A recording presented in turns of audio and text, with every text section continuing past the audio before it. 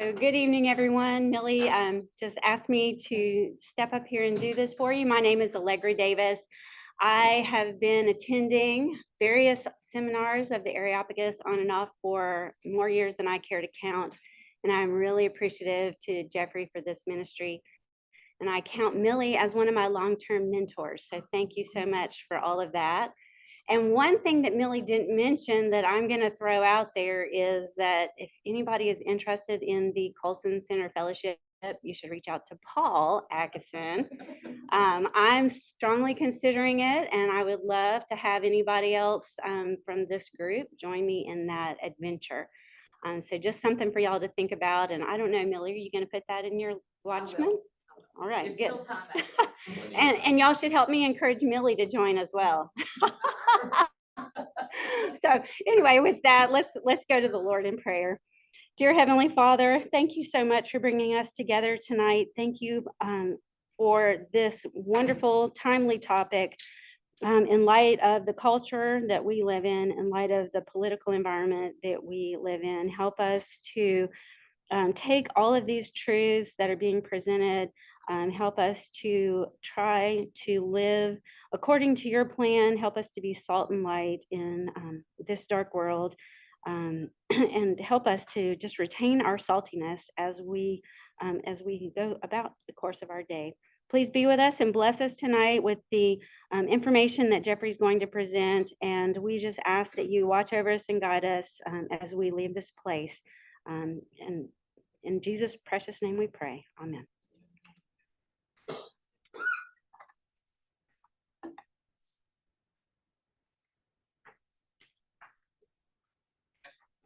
Sorry, we forgot to fully connect.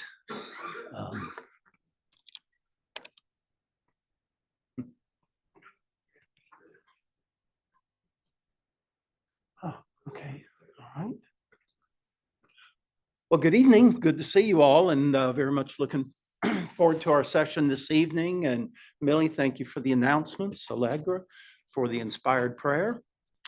And again, we have quite a lot to cover this evening, but glad you're joining us. And I think you'll find it to be very valuable information, not only informative, but hopefully edifying and even inspiring.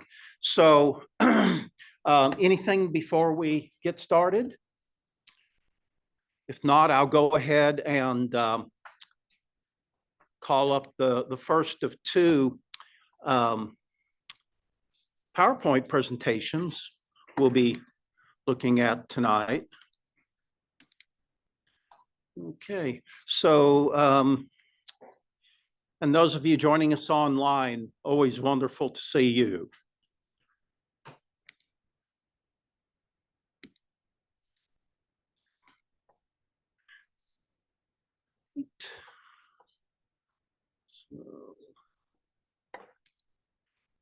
All right, so we have been looking at this book, Francis Schaeffer, a retrospective on his life and legacy. I think this is maybe our third session. If you've never actually read the book, I would highly encourage you to do so, because Francis Schaeffer was just a wonder. And he was very creative in his approach to ministry. But creative in a very, very practical sense. He understood better than most Christians that our culture was radically changing in the 60s and 70s and so on, and it was becoming increasingly secularized. And he saw that as very, very troubling. And but I don't think anybody back then would have ever been able to imagine the depths of depravity that American society and culture have descended into as we're experiencing today. But nonetheless, the man was wise. He was a prophet for his time, and we can learn so much from Schaeffer. So as we mentioned when we started this, we looked briefly at a preface and introduction for the book. We skipped several chapters that didn't specifically address social and political issues. But last week we talked about chapter 5 in the book, How Should We Then Live, based on the great book that he wrote in 1976. And so we'll go on to chapter 6, which is Christian social and political activism. It's a pretty short chapter in my book, and we won't spend much time on this so that we can transition and spend most of our time this evening on Rod Dreher's book, The Benedict Option. So let me, again, as I've said before, if you're a real fast reader, read all of this, and we'll move on to the point at which we want to start for this evening.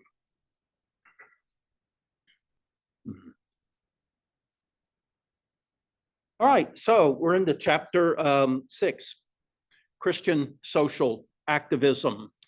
And I started out that chapter in the book by talking about how, as Christians, we're enjoined of obviously to love God with all our heart, soul, mind, and strength, and to love others as well. And an integral part of loving other people is to do everything that we possibly can to make this world and our country in particular more livable and more decent and civil. And so that's all about extending our Christian discipleship into every area of life, or as Francis Schaeffer oftentimes referred to it, the lordship of Jesus Christ over the whole of life. So now Christians have a responsibility to be well informed and actively engaged, because a lot of these so-called political issues of our day, which are so controversial, well, actually, I think we all understand they're only on the surface, are they political? They're actually great moral issues and great spiritual issues at the deepest level as well. So we have a real responsibility to understand what's going on, the great challenges of our time, so as to be a true source of love and truth. And so many Christians just find politics excruciatingly boring, and they have no interest whatsoever. But that's very, very irresponsible. And we need to be well informed. And because politics matters, it matters a great deal. Now, many Christians, though, would prefer to retreat into what traditionally we've referred to as pietism. And that's not a term that you hear much anymore. In fact, the word piety is really not a word that's used very much anymore. Piety basically is devotion to prayer and Bible study and involvement in your church, and of course, expressing your Christian faith in your family and so on. And that's all extremely important. But pietism is another matter. You know, when you add that ISM to a word, it oftentimes radically changes the core meaning of the word. So piety is a part of Christian discipleship. Pietism is this idea that the Christian life and Christian discipleship can be reduced just to one's own personal Bible study, prayer life, involvement in church, and so on. So pietism basically ignores the greater issues of life. So politics, as I say here in this slide, is a necessary component of life, for better or for worse. It's a necessary component. And so laws and public policies are either based on universal moral principles. We've talked about that from the outset of this course as we've focused on natural law, natural moral law concepts. So laws and public policies are either based on those principles, or else they're totally arbitrary, and they can be, of course, absolutely tyrannical exercises of coercion by the power elite. And we're seeing that today in America to a degree that we've never had to experience in the past. So political ignorance apathy and non-involvement only empowers the most ambitious and the most ruthless elements in society. So it's certainly not anything that someone should revel in, that they're so spiritual that they don't care about political, social, cultural issues. That's just absolutely indefensible and irresponsible. So we want to express our love holistically. Social and political involvement, one aspect of living out the greatest commandment and the golden rule. Now, it's important to consider, how can we love others if we're totally indifferent, if we couldn't care less about the laws and public policies and the programs that regulate and oftentimes control their lives? I mean, you can't love somebody if you couldn't care less the environment in which they have to live. How can we love others unless we're sensitive to and attentive to all of their needs, not only their spiritual and religious needs, which of course are most important, but also you can't love someone. I mean, think about, love for a child or your spouse or whoever. You can't love them if you couldn't care less, frankly, about their physical needs or their material needs, their social, their emotional, their intellectual, and their creative needs. So we want to love people and be attentive to their needs in a holistic sense. Now, consider that the Christian faith is more than just a personal relationship with Christ.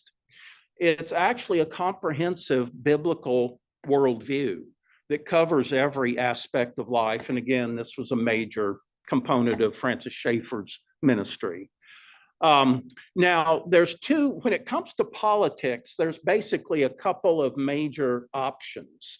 And one is a system in which laws govern politics, and the other is a system in which one man or an elite group who are above the law control the society and culture.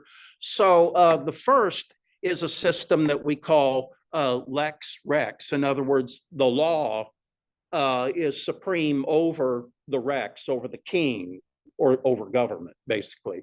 And that's the kind of system that a constitutional republic represents. And the foundation there for the rule of law is natural law. And that's very much integrated into America's Declaration of Independence, as Thomas Jefferson and all the founding fathers understood quite well. So the point here is to enact and enforce just laws. These are just laws based on inalienable rights, to use Thomas Jefferson's term. Life, liberty, and the pursuit of happiness in an equal opportunity society, not a society that tries to regulate equal results, because all human beings are different. And so when you strive for the current fad of, quote, equity, it's always counterproductive. But we do need to have an equal opportunity society. Another aspect of constitutional republic is it has a responsibility, the government has a responsibility to protect and defend citizens against all threats, all enemies, both foreign and domestic, and to protect and defend the nation's territorial sovereignty. Now, I'm not aware that there's another country in the world where anybody can just come and go other than here in America. America, throughout most of our history was considered in many respects the most enlightened country, in all of world history, frankly. But we have an open border, and it's just, again, absolutely indefensible and irresponsible that is the case. And I know it's a major political issue today, and it absolutely should be a major political issue. The alternative to Lex Rex, would be Rex Lex, okay? And I'm sure you use this terminology every day, several times probably. You were probably talking to somebody right before class about Lex Rex and Rex Lex, and Dan does, I know that. But Rex Lex, where the government authorities are supreme over the law, well, that's what we find in any authoritarian state.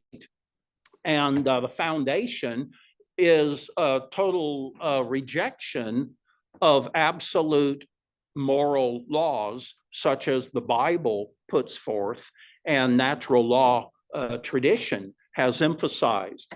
The foundation for this form of government, this authoritarian state government, is secular humanism. And secular humanism, well, that's a system in which the rich and powerful and strong and all magnify to the fullest extent their privileges in society at the expense of everybody else. So this is all about government control over people's public lives, what you do out in public, but also personal lives. And when you think about it, which would God prefer? That we live in a free society where we can choose freely to worship and serve Him as uninhibitedly as possible, or some kind of repressive society where we can't express our full love for God or for other people. I think it's rather obvious the system, the preference that the Bible puts forth. Now, we understand that freedom and liberty is a mixed bag. And as I mentioned, I think 2 or 3 weeks ago, there are so many people that misuse freedom and liberty, and they want to turn it into libertinism, just total irresponsible living and whatever. But that's what you get because human beings have, a sin nature, an ego-centered nature. But a free society also allows those who want to serve God to do so wholeheartedly and without a whole lot of restrictions. So I think it's obvious, as I said, which system the Bible would promote. A secular agenda always accompanies an authoritarian state, because in an authoritarian state, our ultimate allegiance is not to God, it's to the government, it's to the state. You have social sexualization that takes place, typically, a racialized agenda manifest in our country in the latest fads, of CRT, critical race theory, and DEI, diversity, equity, and inclusion. And I'm sure you've thought about it and heard other people talk about how DEI actually, it ought to be, the last 2 letters ought to be reversed, because it really is the death of a decent society. It ought to be DIE. And also an anesthetized and compliant society. Now, if you can keep a good portion of the public drugged up or drunk most of the time or whatever, or just absolutely hooked on trivialities, entertainment, sports, and so on, then a society like that is so easily manipulated by an authoritarian government. So it all plays into that scenario as well. And we read about this sort of a system in books like Brave New World by Aldous Huxley. Now, politics, to be realistic about it, as important as it is, really, as far as I'm concerned, the bottom line is it's mostly about damage control. I mean, think about how few leaders, even here in America, presidents of the United States, were truly admirable people. I could count them on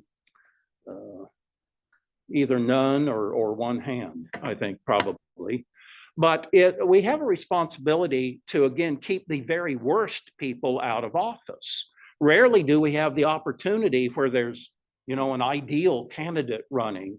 Usually it's, well, he's better or considerably better than the other one is.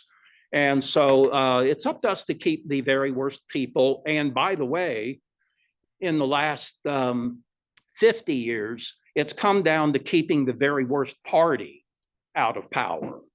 Because as you know, up to about the early 60s, relatively speaking, there wasn't a vast difference between the Republican and Democratic parties. But since 1972, that has changed drastically. And it's two different political ideologies. And we need to understand that and not be hung up on one candidate is nicer or we like him better than the other candidate, but rather what does their party stand for? And that's the basis on which we need to focus our attention. Now, no man-made political ideology or party has a monopoly on truth, to say the least, or on justice or reason or wisdom. I think that's obvious. But some are a whole lot better than others. And so we have several options here, for instance. There's others I could have cited, but we have a communist system, a Nazi system. We have the international socialist movement. We have, of course, tyrannical Islam. Or we have the system as originally, constructed by America's founding fathers. And it wasn't perfect, to say the least, but it was drastically better than the alternatives. So in this life, dealing with human affairs and human beings, again, we have to understand that oftentimes it's a matter of damage control, and we need to take that, I think, very, very seriously. So as hard as it can be, the issue is really not voting for certain personalities. The issue is voting for the candidate that's going to do the least damage, a candidate whose policies and programs and priorities align more with ours than the other candidate does. So the bottom line is the gospel, of course, not political and social issues. The gospel is what ultimately matters in this life. No question about that. But the main thing is not the only thing. To avoid the citizenship responsibilities of discipleship is absolutely irresponsible and indefensible. And yet so many Christians and so many Christian leaders want to duck and cover as if they're above all of this. Well, nobody's above politics. We need to take it very, very seriously. Government's an institution that's ordained and instituted by God, and Christians are required to obey the laws of the state unless they are unjust laws. And then we have a responsibility not to obey them. Power of the state over the individual is conditional. It's not absolute. Now, I also wrote in the book on Schaeffer about his opposition to what oftentimes is referred to the Christian America, so-called Christian America thesis and myth. And I think he was absolutely right there. Now, keep in mind, Schaeffer, his entire life, was part of the Reformed tradition. He was a lifelong Presbyterian. And so there were forces within, you might say, to use the broadest term, conservative Presbyterianism, that promoted this Christian America thesis, which frankly is an insult to the Christian faith, to think that America ever was a truly Christian nation.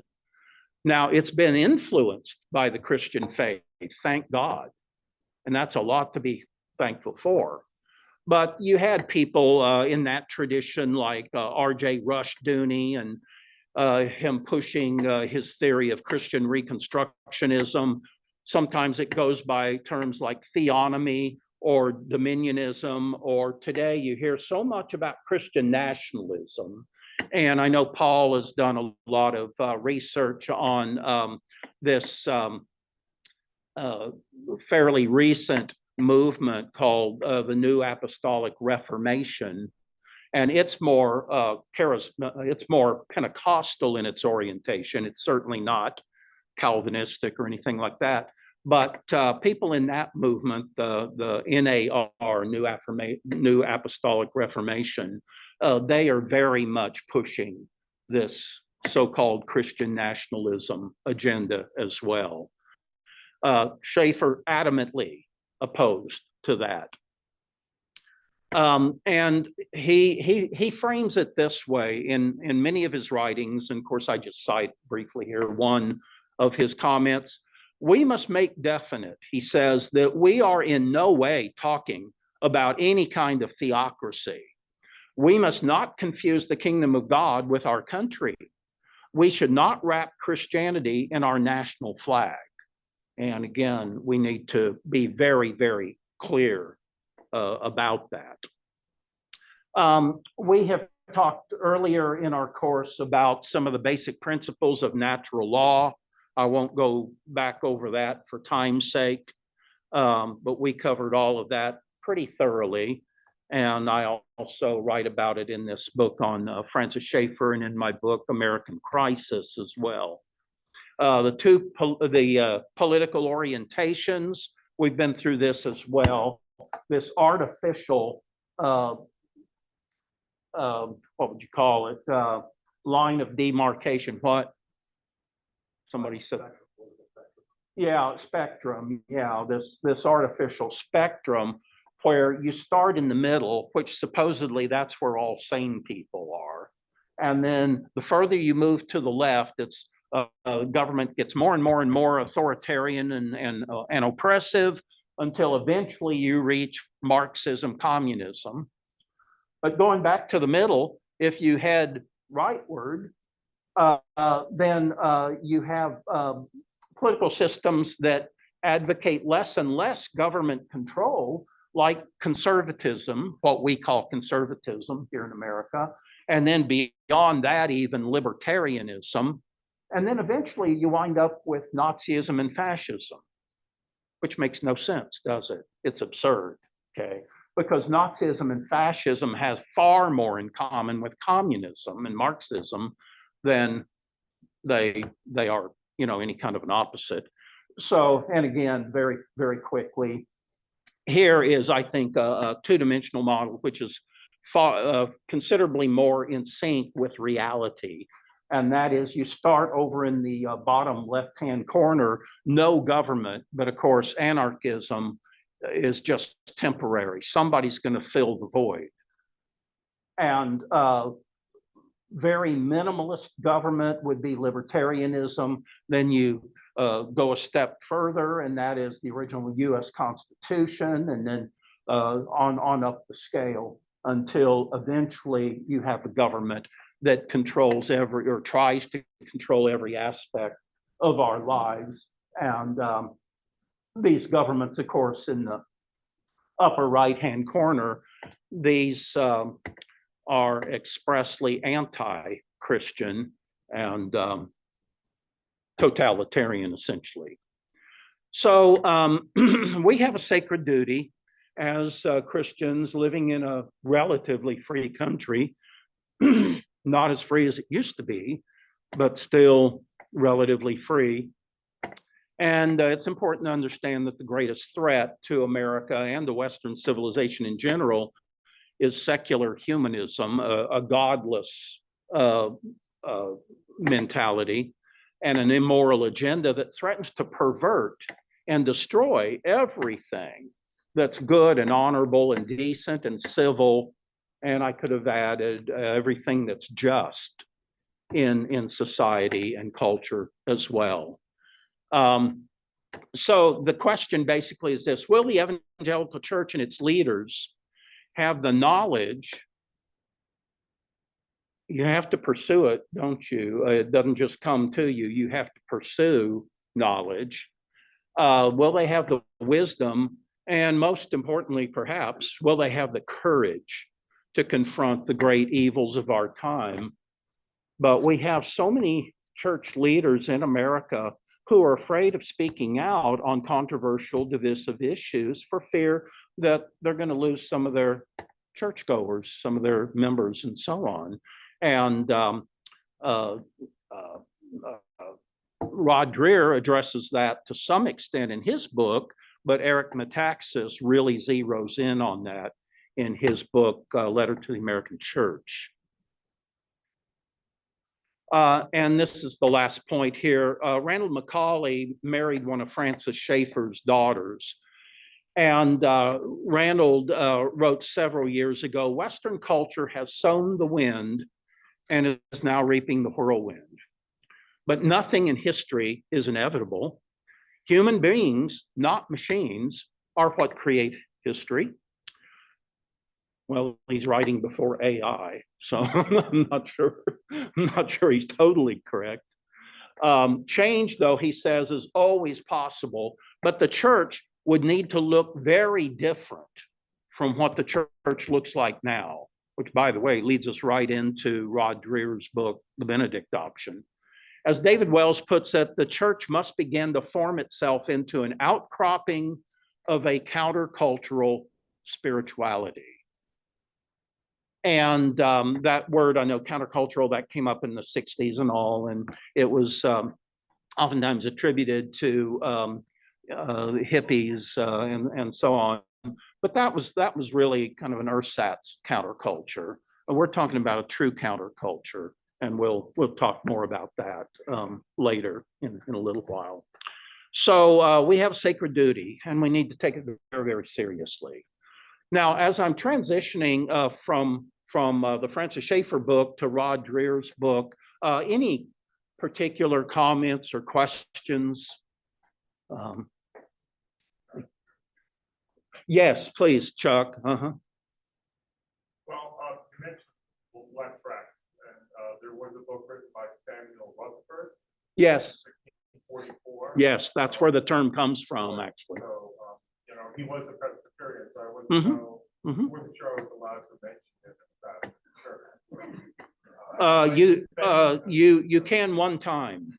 Yes. Well, there are a few other defenses that have come to both Schaeffer and School, both left the USA for where they were going on that as well. All Presbyterians aren't necessarily alike. So Rushdoony was in not the PCA or the PCUSA, he was in the RPC, something. Reformed Presbyterian Church, I believe. Yeah, RPC. Yeah. Letters after okay. North America, and then there was the Cumberland chapter, all of that kind of stuff. Yeah. It's like all these other Baptists and all these other denominations, it's splintered. But you're right, he left the liberal mainline, what we call the mainline Presbyterian Church, which was the PCUSA. And it is theologically, it ranges from moderate to very, very liberal. And there have been several alternatives in the last 50 years, including predominantly the PCA, Presbyterian Church in America. And many of you are familiar with, for instance, Perimeter Church out in North Fulton County. So one of the other things that all of these Rutherford in particular was addressing was used in natural law. And the That's argument is actually very close to what we put up there as well. But they all presuppose the Christian worldview. And that's where I think people say, instead of solo Dei Gloria, solo Dei natural law, really get it wrong, because there is a presumption of a Christian worldview. If I put a Thomistic worldview there, if I put a Marxist worldview there, the natural law means something entirely different. In other words, the worldview controls the dictionary. Yes. Just don't think the natural law is over here and separate, and say 1 or 2 degrees of separation, they get non-Christian or neutral. It's not. Well, it's not the ultimate truth, to say the least, but there's truth in it. And, Paul in the first two chapters of Romans, he basically endorses the basic premises of natural law. But again, that's just kindergarten level morality and ethics. That's true, but Um, you have to stop becoming Christian in the sense that he's presupposing that God created men and women. And Yeah. an atheist is not going to believe that. right. The natural law is not written on their heart, and it means something that comes from time. Well, I don't know any, let's say, atheist or agnostic who honestly believes in absolute truth, because there's no reason to believe in it if you're an atheist or an agnostic. But many, are fairly, fairly close. Well, just to have fun, I don't know an atheist who honestly believes in anything, so maybe dishonestly, but anyway. Well, some of them have an awful lot of fun. So, no, some good points you make. Dan, a comment, and then we'll move on. That Chuck and I and you discussed this after class. A specialized topic of which I actually have some knowledge, but not specific. No. Okay.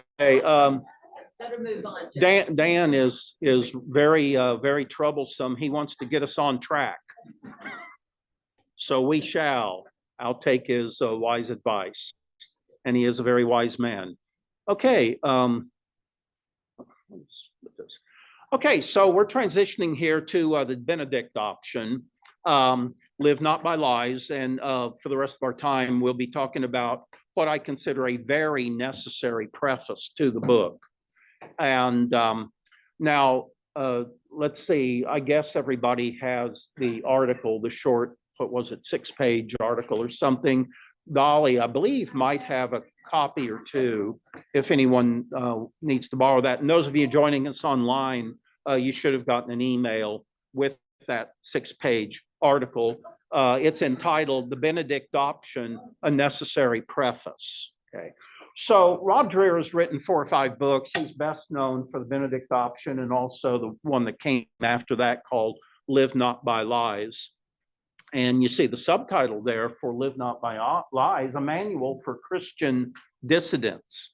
And that's precisely what we should be, talking about countercultural Christianity. And so I think he nails it in that respect. Now, when Rod's book came out back in 2017, it got an enormous amount of reaction, some positive, a lot negative, and so on.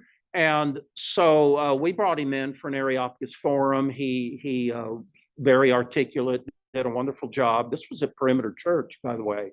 And but it occurred to me as we later that summer, we devoted, I think, 8 or 10 hours to going through this book, The Benedict Option. And when we covered it in some detail and depth. But it occurred to me that, look, there are people that are never going to agree with Dreher or our orientation toward this. And so it's virtually impossible to have a real in-depth discussion or debate on the book unless we hold some fundamental principles in common. And so I put it this way, I'll call this an apologetic or a reasoned defense of for a preface of this book. And I wrote, and this is actually in the introductory paragraph there in the article, some kind of preface needs to precede any thoughtful and focused discussion of this book, The Benedict Option. Now, there are 3 basic questions, I think, that need to be addressed in order to understand what Dreher, the points he's trying to drive home, and his seminal arguments. And I think that unless there's a consensus agreement on these 3 basic issues, any discussion and debate on the relative merits of the book are probably futile. It's really just a waste of time. So as I sometimes say, when you encounter somebody with whom there's no seeming connection whatsoever, they may even be Christians, perhaps. What do you say? Well, obviously, how about them dogs? And what else can you say? Okay, you have nothing apparently in common. And we're not talking about Mississippi State dogs, by the way. Okay, well, we'll extend it. See, but if we extended it also to Mississippi State, we'd have to extend it to Yale. And we wouldn't want to do that. Okay, all right. I think we could both agree. Okay. All right. So what we'll be talking about here is 3 salient issues that I do believe we have to agree on in general in order to have any kind of quality debate and discussion. And one, to me, is rather obvious, but it's not obvious to everybody. Is American society and culture becoming progressively better or worse? Now this sort of thing that we have terms like no-brainer. This is a no-brainer. But again, there's going to be vast differences. Now, again, just going back to the political scale and all, there are those who absolutely prefer a more authoritarian government. And there are those libertarians and so on that think that human beings are basically good and we hardly need any government at all. And both extremes, the lower left-hand corner and the upper right-hand corner, are, I believe, totally out of sync with the realities of human nature. So is American society and culture becoming progressively better or worse? Well, there is, as I emphasize in my book, American Crisis, there is this neo-Marxist, cultural Marxist, progressive, so-called progressive agenda. And again, we've mentioned this before. They want to take God out of everything, secularize America. They want to socialize America, more and more government authority and control over our lives. They want to, I'm sure you haven't noticed this, they want to sexualize everything from elementary level education on up. How perverse. They want to racialize everything. This is very much in keeping with Marxism, because Marxism, going all the way back to Marx himself in the 19th century, mid-19th century, it was all about dividing people up along social class divisions. And the bourgeoisie versus the proletariat and all that sort of thing. So it's all this group identity instead of treating people as individuals. We know that the Bible tells us we treat everybody as an individual with proper respect. They also are all in line with anesthetizing America, frankly, to make Americans as dumb as possible, as mindless as possible, as easily manipulated and led as possible. And you can do it through drugs, you can do it through, excessive consumption of alcohol and that sort of thing, or you can do it through social media addictions or, any other kind of unhealthy addiction, including even sports, for instance. But a dumb and compliant citizenry obviously is a whole lot easier to manipulate and so on. So now, is American society and culture becoming progressively better or not? Well, many people would say, look, our society and culture is a whole lot better than it's ever been in the past. Just look at all the sophisticated high-tech communications systems that we have today compared to even 30, 50, 100 years ago. What about the incredible advances in medical technology? What about the incredible advances in transportation technology? And is Is American society and culture becoming better or worse? Well, look, we've never had such great athletes as we do today. They're far better in almost any sport than they were, decades ago or whatever. So what's that? Oh, very funny. You don't get it. Oh, yes. Yeah. Oh, yes. Well, that's because of integration. And I mean male integration into women's swimming. But no, you just marvel when you look at a football game, a baseball game, something these days, and these guys, they're better than athletes were, in the past. So many people, if this is your prism for assessing progress, and in some cases, I mean, this is all legitimate in its place, but look at the other side of the scale. Look at the regression that's going on in American society, what many cultural commentators would call today the repaganization of America, the massive drug abuse problem, crime.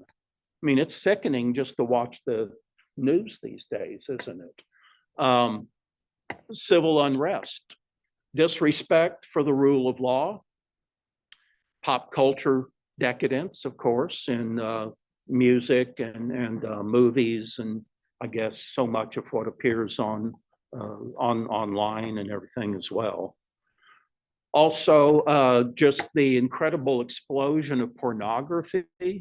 We used to say decades ago, if you wanted to access pornography, you had to actually exert some energy and initiative and go find it, somewhere. Now it's everywhere, isn't it? And within just a few seconds. Cohabitation, illegitimate birth. By the way, cohabitation, basically what the Bible refers to as fornication, sex before marriage, and so on. Illegitimate birth rate, skyrocketing.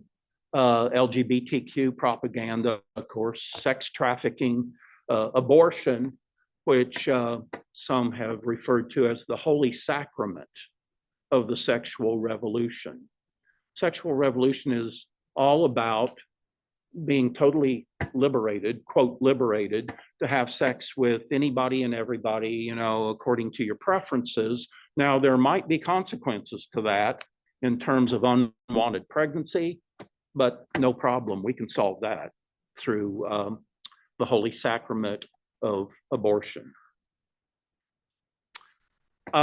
We also are dealing more than any previous generation in American history with the effects of cultural Marxism, critical race theory, DEI, diversity, equity, inclusion in so many corporations and all, ESG scores, that rate corporations on the basis of how they conform to the left-wing agenda of our day.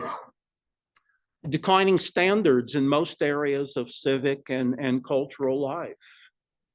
And I have a good friend who, for many decades, not recently, but for many decades, he had a season tickets to the Atlanta Falcons, going all the way back to when the Falcons started, which I think was 1966, I think, if I remember correctly. And so he's attended hundreds of Falcons games over the years and everything. And I remember him telling me several years ago that back then in the beginning, I mean, you occasionally would hear an outburst of profanity or something like that, but it was, not normative necessarily, but now it is. And it's just a constant, and nobody pays any attention because it's become so standardized. So that's just one example, of course, of declining civic standards in our cultural life and so on. But there's many other areas as well. By the way, can you imagine what let's just use one example. Can you imagine what Martin Luther King would think today if he showed up and saw how people dress and how they talk in public life here in America? Would he not be shocked and appalled? And again, that's just one of so many examples we could use. Dan, I think you had a Yeah, comment. let me get back to it real quick. Tom Wolfe, I don't have a full interview, but Tom Wolfe was in an interview with Time Magazine, and this was decades ago, right? And He was real big in the 60s and 70s. I just did a paywall, but I'll have to paraphrase. I just didn't read it. I can paraphrase. Basically, Time Magazine interview said, so an erosion then of standards, because he was talking about the loss of standards. And he says, no, the sweeping away of standards, every kind of standard. So that's what he was saying. Mm-hmm. Yeah. Yeah. And yeah, standards. They have no legitimacy unless you believe that there's objective truth and objective morality and so on. Otherwise, you're just, quote, imposing your standards on other people. There's a speed limit sign that's been in my neighborhood, and it's out on the main highway. So it's a state road. Actually, it's a U.S. highway. It's a state route, and it's also a DeKalb County route. Anyway, there's a speed limit. It's a 45-degree angle, hanging over the sidewalk or whatever, and it's been like that for like most of the year. It's like pretty sure 40 people have seen that by now. They decided, we're just supposed to just put up with stuff. Yeah. Yeah. Well, think of every time you come to a busy intersection and the light turns yellow and then red, and how many cars just pour through. Oh, absolutely. And that honestly wasn't the case normally years ago, but it is now, isn't it? So you better be sure you look both ways before you start back up. Replacing meritocracy with equity. Lord have mercy. Now, what does it take to even believe in the concept of meritocracy? You have to believe that there's some kind of decent, supportable standards to which we should live up to, right? Whether we're talking about academics, students and all, or any other area of life. But that has all been trashed by those, again, see, it all comes back to whether or not we believe there's such a thing as moral absolutes, or are there not? And if there are not, then everything is negotiable and there's no basis for any standards whatsoever. Now, is your child doing poorly in math? Well, it's because there's something wrong with mathematics in itself. That has nothing to do with your child. And of course, that's oftentimes racialized, obviously. Although, as I think we all are aware, Asian students, they still perform up to the level of 20, 30, 40 years ago. So if math is racist, why doesn't that is an expression of white racism? Why doesn't it apply to Asians, by the way? Well, it might possibly have something to do with the fact that Asians in America in general have the lowest illegitimate birth rate and the highest intact family rate of any racial group in America. That might possibly have something to do with the fact that their children perform very well. And but anyway, the whole fraud of equity, which, as you know, has nothing to do with equal opportunity. It's all about guaranteeing equal results, which is absurd because we're all different. And I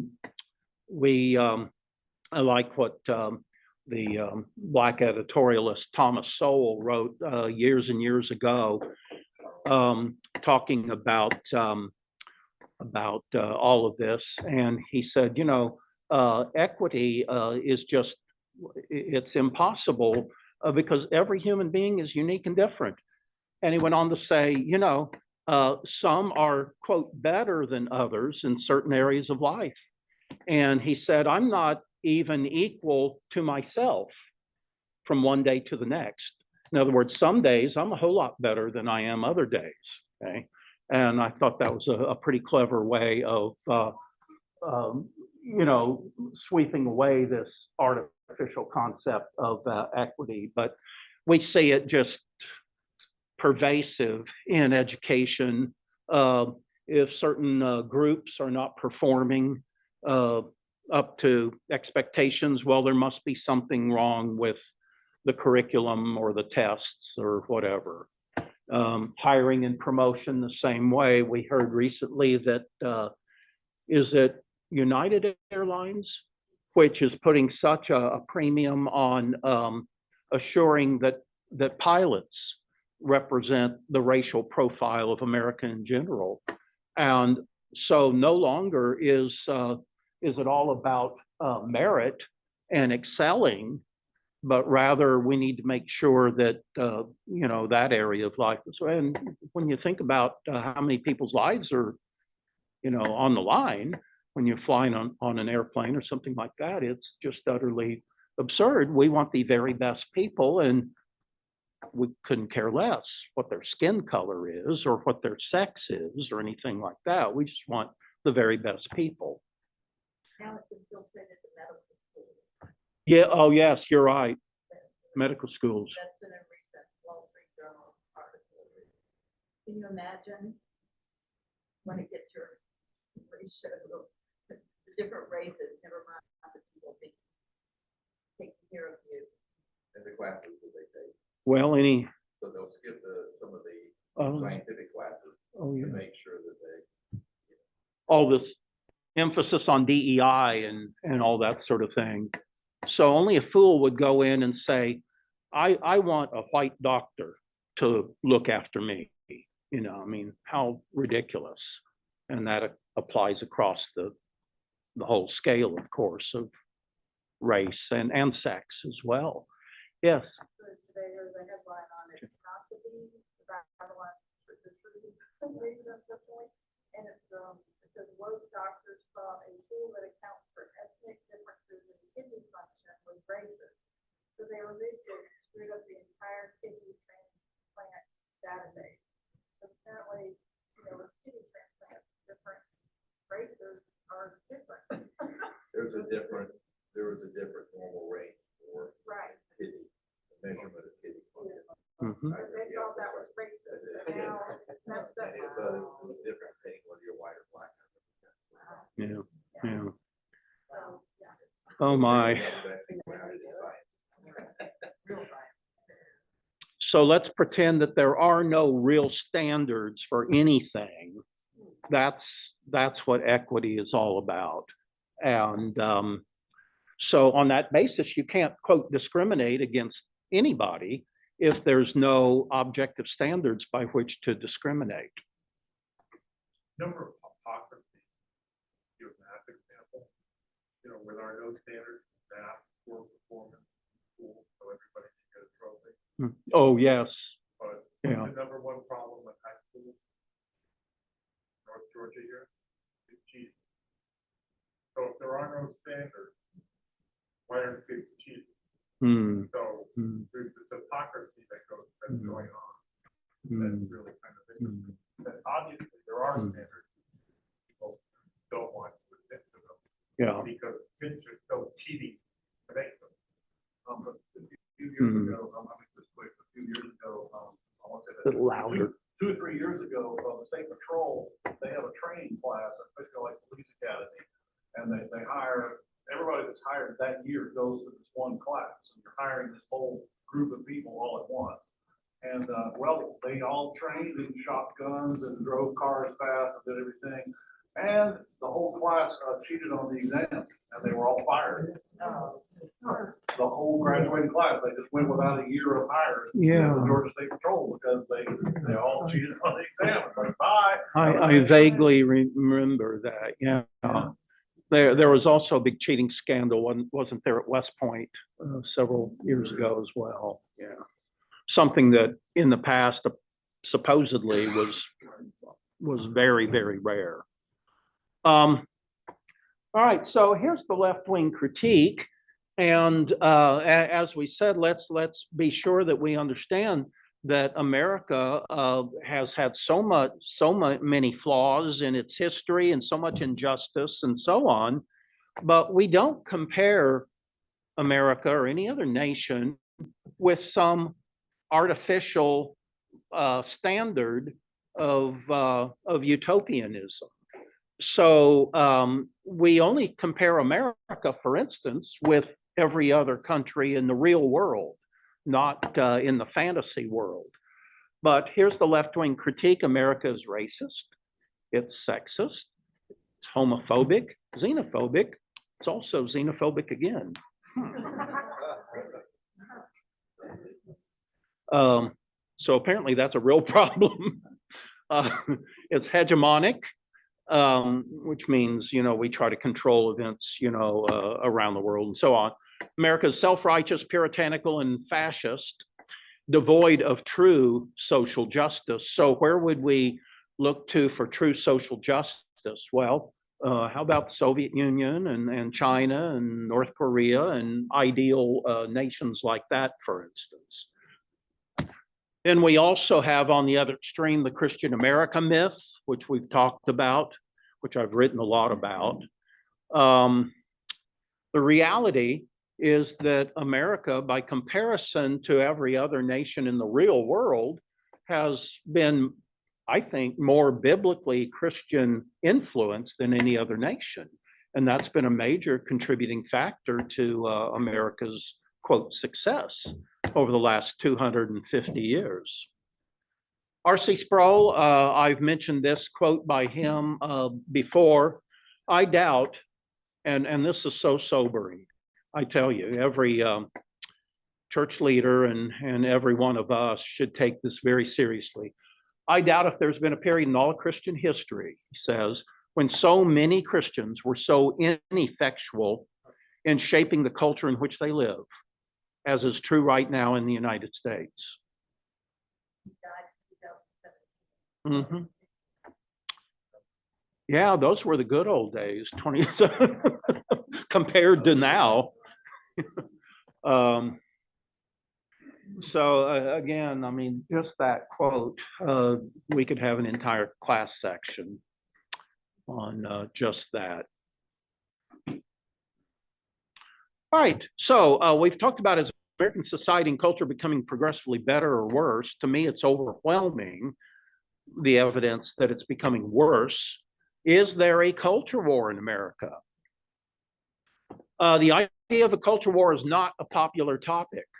Anybody who raises the issue risks public ridicule and condemnation, maybe even in your own church. Many Americans, including many Christian leaders, either minimize its significance or even deny the existence of the culture war.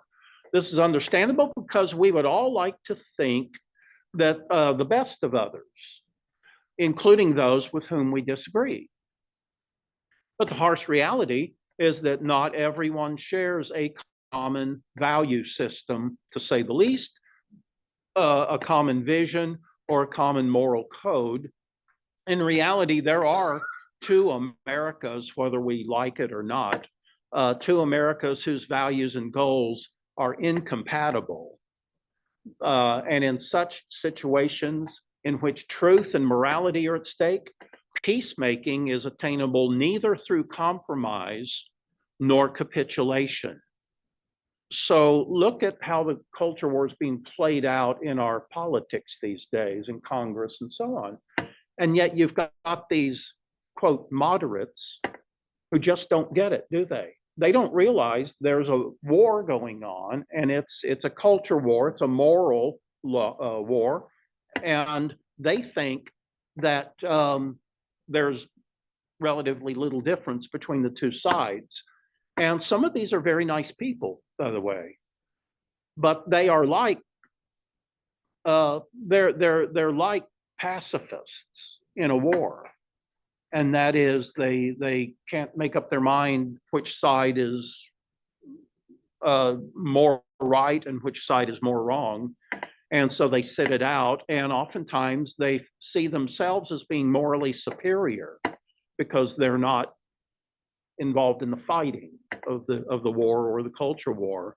But basically all they're doing is capitulating to the worst forces in our society and culture. Now, true peace is only achievable when aggressive evil is contained. Look at the aggressive evil going on today in Washington, D.C. And considering the pervasive nature of evil in our society and culture, the failure to confront it is irresponsible and it's cowardly. From point of fact, culture war is real, whether we prefer to acknowledge it or not. It was present at the very outset of American history, and that's the first chapter in my book, American Crisis, how the culture war was being fought from the very, very beginning. It's gotten far worse, but it's been there since the beginning. So it was real, whether we prefer to acknowledge it or not. It was present at the outset of American history, and from the beginning, there was an ongoing struggle between those who envisioned America as a potential New Jerusalem versus those who wished to create a new Babylon. The most alarming threats that America faces are internal rather than external. They're moral rather than military, and they're spiritual rather than physical. Precisely because they germinate from within, these threats are significantly more insidious than those that we have faced in the past. Again, let's go back to the 60s, and the radical Marxists, with some exceptions, they were on the fringes, basically, of American society and culture. Now, they pretty much control most of our major systems and institutions and so on. Or if they don't control them outright, they're extremely influential in them. And so it's far more of a threat now than it used to be. And again, you go back to the 60s and you read some of the literature and you listen to some of the protest music. Well, there was a lot of truth in a lot of that protest music. But keep in mind, the far left was on the fringes. What happens when those people take over and they control the music industry and they control, other areas of culture? Then you see just how perverse their ideology really is and how destructive it really is. So in an enormous country like ours and a tolerant, free nation like ours, you can tolerate some people out on the fringes who have radical values. But what happens when those people start to take over and control the culture? Then you see the results we witness today. Dan? An extreme example, if you Google up the Weather Underground, the bombing campaign that were run by these hardcore communists, just search their names, just Google the names, the ones who didn't blow themselves up. There was a couple that blew themselves up in a townhouse in Greenwich Village in New York by they were making a bomb and it blew up on them. But the people that survived, if you Google their names and notice how many are now tenured professors or have other positions of respectability. Like, no, these people need to be like, hiding under a rock next to the Ku Klux Klan or something. Yeah. These people don't need to be teaching their kids and grandkids, Yeah. Angela Davis, people like that. Yeah. Storms. Yeah. Yes. Yeah. Angela Davis would be another one. Yes, Paul. Ask a question. So what do you say to somebody who might consider themselves a politician that thinks of themselves as centrist, and they say, no, there's, I see a big difference between the left and it's not all the same. There's a huge difference between what I see on the left and the right, the far left. But that's, those people that's not where most people are. But if you got to know most Americans, you'd find out that they had a lot more in common than they do different. Well, that's probably true, but again, that's because so many people, I think, are poorly educated in what we're talking about here, and so they're again functioning like a pacifist would in a war. And by the way, in human history, sometimes the pacifists have been the most moral and right people, because most wars were not between good and evil, to say the least. But in other cases, pacifists will basically just through their refusal to get involved, they'll empower the worst forces to prevail. So I think they just, don't understand what's at stake, and they function basically as, again, cultural pacifists. And You understand that politicians think of him as eternal on a fence post and then figure out who put him there. They go all the way out. okay. I think Oh, go ahead if you. I think that maybe, yeah, who was the senator from Nebraska? Sass, he's now the president at Yeah, now is president of the University of Florida. Yeah. And he is basically conservative, but I think that maybe he sort of thought among he had a book that we some of it that where he made some comments kind of like that. Well, I think you're right on that. From what I recall, Ben Sass just had zero respect for Donald Trump because of his character, his past actions, his personality, and so I think that's probably why he wouldn't get on board with the Trump agenda, is because his dislike of Trump personally, and his lack of respect for Trump's personality and character, which a lot of people would agree. Ben Sass, yeah, he's the president of the University of Florida. Now, do you recall why the University of Florida was recently in the news? Fired all the DEI. They totally eliminated all the DEI administrators at the University of Florida.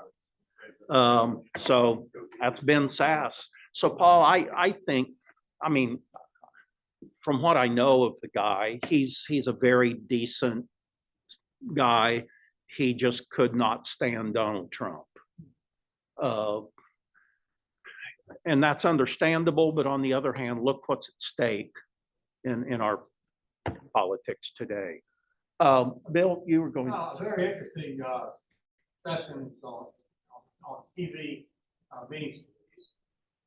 Several years ago was high level, I believe, with the man in the high tower. And this is where the whole series shows you what happened to America if the Allies lost World War II. And the nation was divided right around the Mississippi River. You had all the Nazis and Germans on the East Coast, and you had all the Japanese over on the West. And it starts out sort of with these school children are in a class, and they're, instead of saying, I pledge allegiance to the United States of America, I pledge allegiance to the Nazi Party of Germany. And then it goes on. The contrast is so incredible. One of the Nazi higher ups, his son has a horrible disease, I think it was MS. And he's trying to hide his son from anybody finding out he has MS, because he knows once they find it, they have to eliminate it. Yeah. And the son, he knows this, and he's growing up with this, and he eventually hands himself in, and they eliminate it. I mean, the contrast between communism, Nazism, and what we have is just horrific. We should believe in the sanctity of life. Oh, yeah. And communism, Nazism, not at all. Not at all. Yeah. If we get a chance, it was a very interesting Okay. contrast. I'm not sure.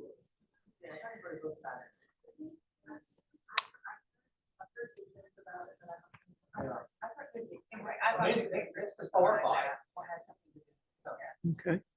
All right. Well, let's move on here and try to finish this up so we can start fresh and new next week.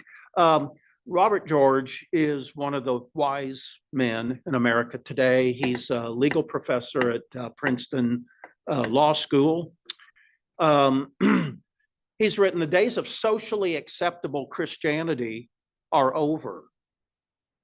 Boy, take that in. Powerful forces and currents in our society press us to be ashamed of the gospel. There was a time not so long ago when things were quite different. Biblical and natural law beliefs about morality were back then culturally normative, but those days are gone. The days of comfortable and acceptable Christianity, he says, are over. Will we seek to fit in and live comfortably in the new Babylon?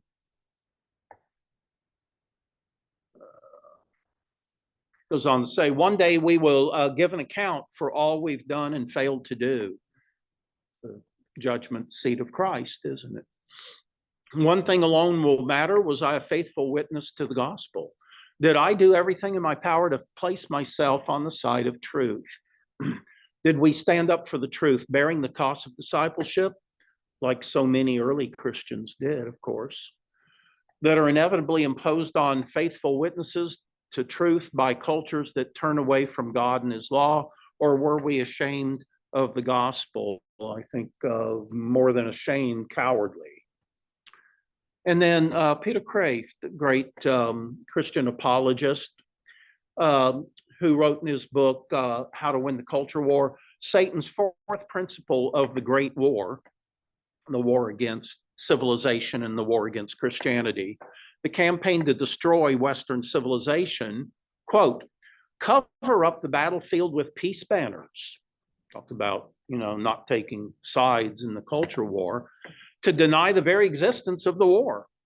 This follows from the success of the third principle, which was the big lie of relativism.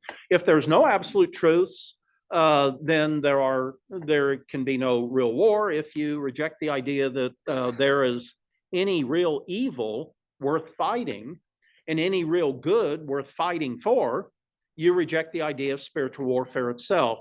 What a terrific advantage this gives us, and this is talking about us being Satan and his demons on the battlefield. Most of our enemy's troops, in other words, those that aren't controlled by Satan, don't even know there is a battlefield. They don't even know there is a culture war going on. America faces many foreign threats, but the greatest challenges come from within our own society under the rubric of progressivism.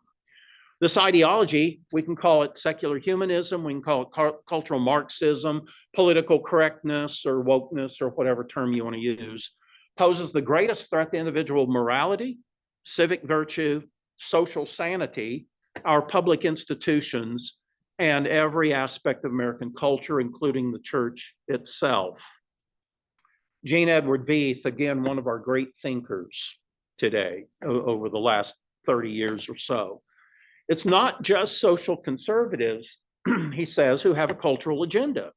The goal of the left is the liberation, quote, liberation of mankind from traditional institutions and traditional codes of behavior, especially moral codes. It seeks a restoration of a state of nature, one of absolute individual liberty. In some cases, you'll notice the libertarians and the leftists are on the same side in a lot of our issues today, like, pornography and drugs and things like that. Meanwhile, the social liberals, should be plural, the social liberals march through the culture largely unopposed. And I finished this section. America's culture war is not an illusion. Anybody who refuses to acknowledge it is either spiritually or morally blind, egregiously apathetic, or too timid to engage it. Turbulent times call for people of courage and conviction who understand the issues at stake and are willing to engage the fight.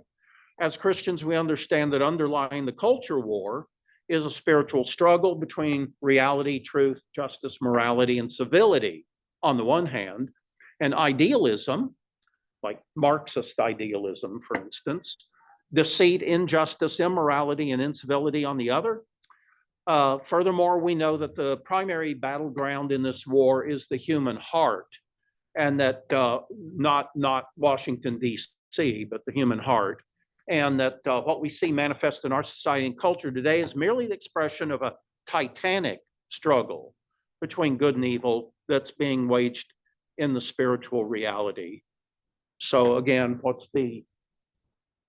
those that are trying their best to corrupt America, well, they want to secularize, remove God, socialize everything, more government authority, racialize everything, sexualize everything, and anesthetize the population.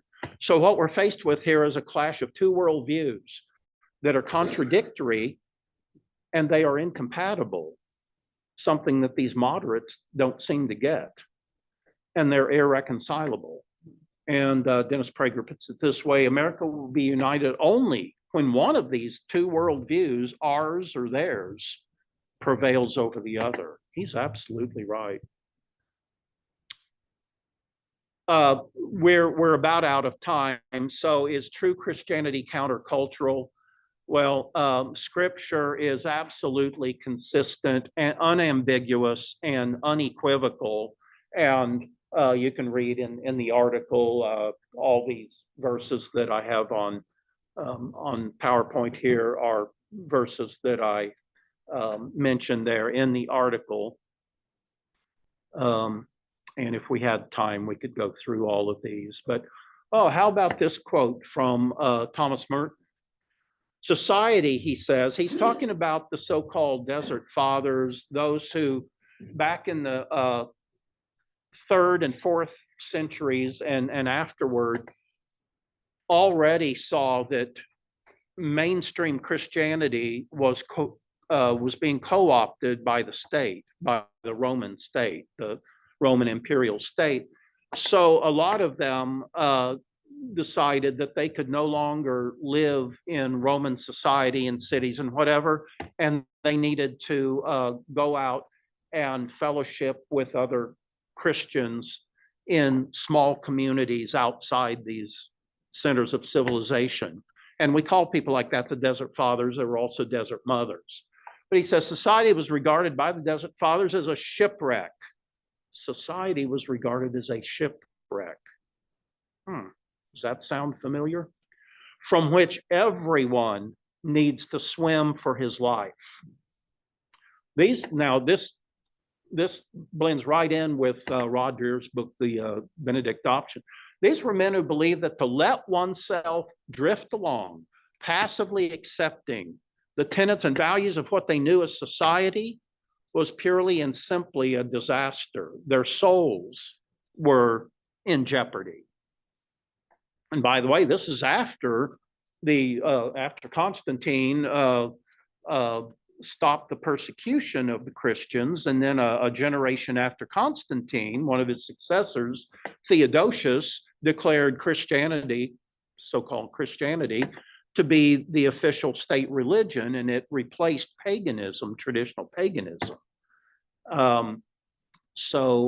These are people who understood that acculturated form of so-called Christianity, the post-Constantinian Christianity, all it was basically a tool of the Roman state. And so to just drift along and just be part of mainstream culture was purely and simply a disaster. Another great quote comes from Henry Nouwen in his book, based on the spiritual disciplines, in which he writes, quote, "Our society," he's talking about today, "our society is not a community radiant with the love of Christ." You probably never realized that, did you?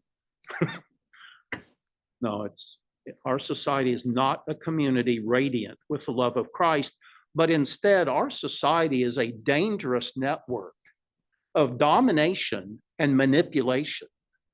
Think about maybe your employment life, your work life. over the years, or what you know of all of that from other people's experience. A dangerous network of domination and manipulation in which we can easily get entangled and lose our soul. What a brilliant concept. So both the quote by Merton and the quote by Henry Nouwen.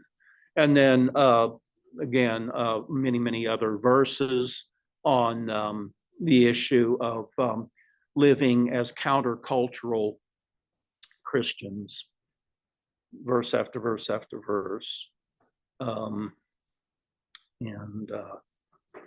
Throughout history, the true church, and I'll close with this, throughout the history, the true church has always been a countercultural and a prophetic church. But in our country, many Christians have assumed erroneously that America was a Christian nation. In fact, America never was a Christian nation in the real sense, just as there's never been a truly Christian nation in all of world history.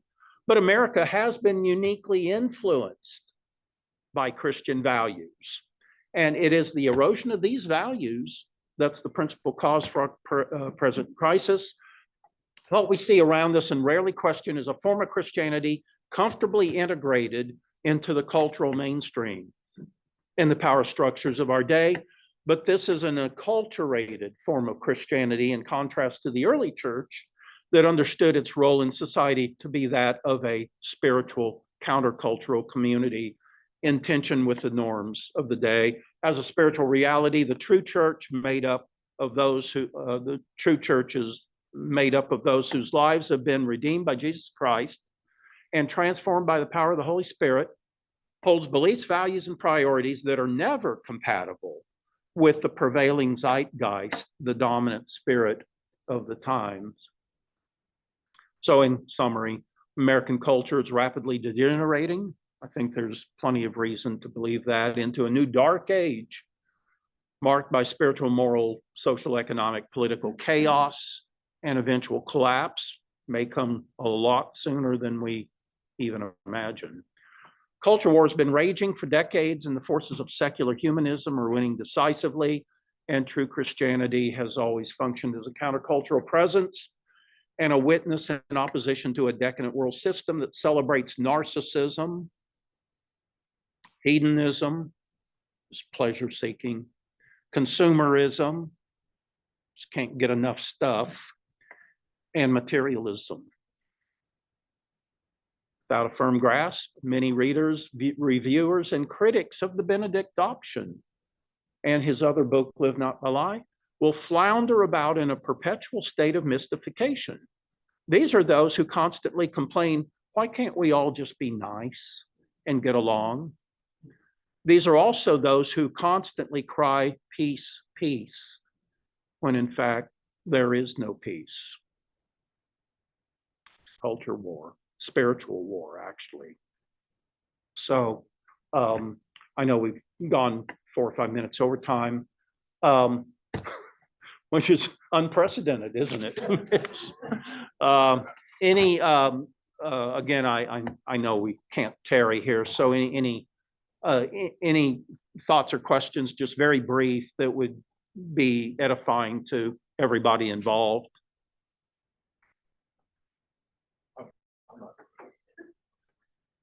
Anything? And Yeah, one question I have is these cultures. yes. War, Uh-huh.